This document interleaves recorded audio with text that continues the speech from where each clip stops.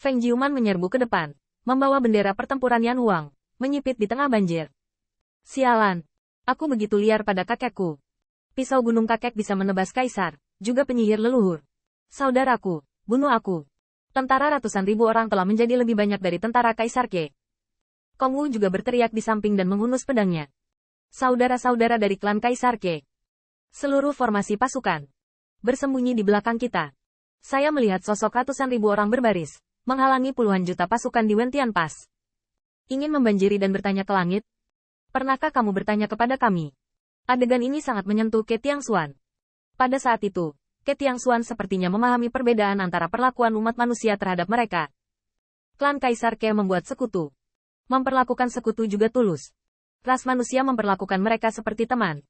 Hanya ada satu perbedaan kata antara sekutu dan teman, tetapi Ke Tiangxuan sangat memahami perbedaannya. Kembali ke masa itu, ketika umat manusia meningkat, ada seorang Yu yang hebat yang bergegas ketusan untuk berhenti dan bekerja sama. Melihat saat ini, umat manusia turun dan turun, direduksi menjadi tertindas oleh 10.000 ras, dan tidak ada orang kuat seperti Dayu dan 3 kaisar dan 5 kaisar untuk duduk di kota. Tetapi ras manusia sebenarnya bisa hentikan banjir untuk teman-teman. Ini adalah ras manusia. Saudara Nianwu, biarkan aku keluar. Feng Nianwu menoleh ke belakang, tetapi menggelengkan kepalanya sedikit. Biarkan kamu keluar. Bisakah kamu bergerak? Apakah semua Ke Tiangxuan adalah lawan dari penyihir leluhur? Terlebih lagi, selain lawan, apakah semua kaisar hebat bersedia mengambil tindakan? Aku melihat Ke Tianxu ragu-ragu sejenak, mengertakkan giginya dengan keras. Musilang emas. Apa maksudmu? Pembicaraannya rusak, dan itu hanya 2 tembakan. Mengapa Anda membuat masalah dalam pertanyaan saya? Klan Kaisar Ke tidak lagi membentuk aliansi dengan pengadilan iblis kuno. Cepat pergi. Mata Ke Tiangxuan bergetar, tetapi sebelum dia bisa menggerakkan wajahnya, hatinya bergetar hebat. Saya melihat 2 penyihir leluhur melihat pemandangan luas dari ratusan ribu pasukan diserang dan dibunuh. Setelah beberapa saat keheranan, mereka diam dan sosok mereka tiba-tiba menghilang di tempatnya. Dalam sekejap, Qin Yichen merasakan kekuatan mengerikan datang dari belakang. 2 penyihir leluhur, mereka membunuhnya. Wah, kamu tidak memiliki berkah kontrak surga. Qin Yichen gemetar hebat, dan pada saat itu, kekuatan besar klan Kaisar Ke juga panik. Tianxing. Tanda seru. Tanda seru. Kayu. Ledakan. Tanda seru. Tanda seru.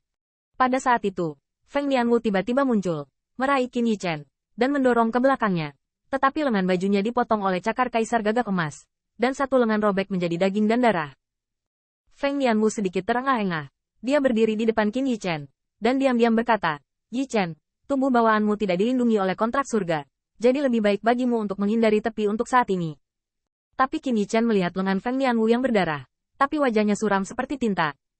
Tidak dibutuhkan. Kedua tetua menunda penyihir leluhur, kaisar dari suku gagak emas, aku akan memenggalnya.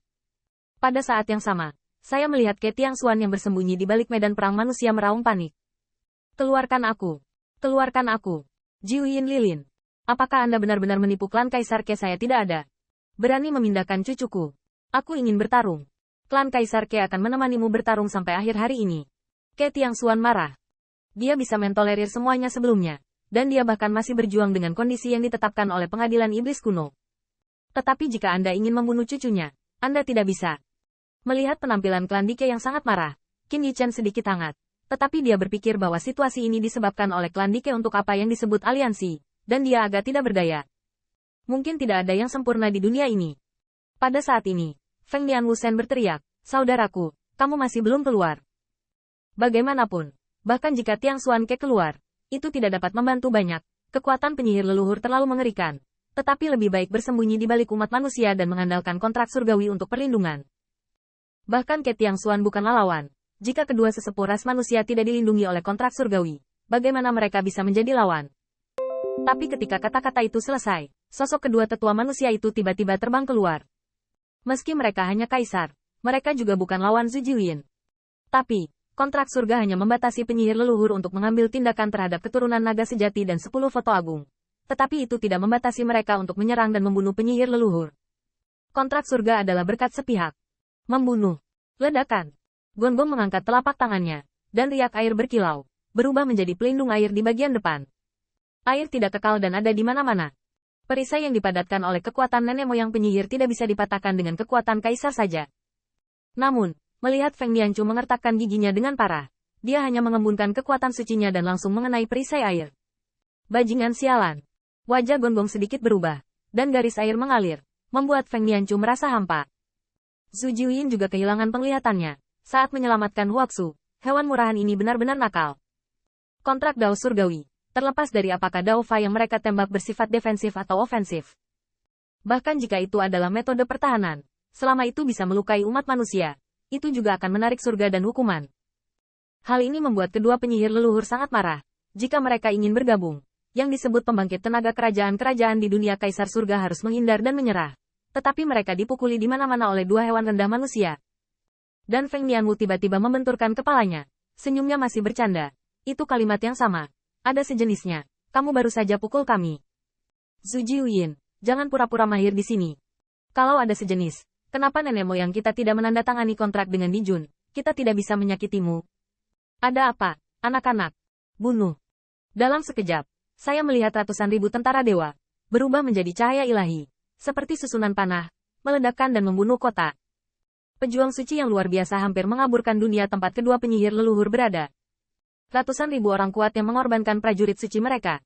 Tentu saja, pemandangan luar biasa dari ratusan ribu dewa dan tentara tampak luar biasa. Tetapi sebenarnya itu tidak melukai dua penyihir leluhur sama sekali. Gonggong sangat marah. Dia ingin menyapu lengan baju dan amarahnya. Hanya dengan satu pukulan, ratusan ribu tentara dapat menghancurkan. Tapi saat banjir mulai, Gonggong kembali terkejut. Sial. Di atas ratusan ribu tentara dewa dan Tao ini, ada jejak kekuatan supernatural umat manusia. Menghancurkan tanda dalam satu pukulan. Serangan balasan dari kehancuran para dewa dan tentara sudah cukup untuk melukai anak-anak manusia ini, yang akan menyebabkan serangan balasan dari kontrak surgawi. Ini jelas membuat mereka jijik. Saya pikir dia dan penyihir leluhur Zhu Jiuyin yang dipukuli dan diikat oleh kaisar manusia. Ketika, bahkan junior manusia yang seperti semut ini, berani menyerang mereka. Dua penyihir leluhur yang bermartabat, dihadapkan dengan tentara suci dan Tao yang luar biasa, hanya bisa menghindar.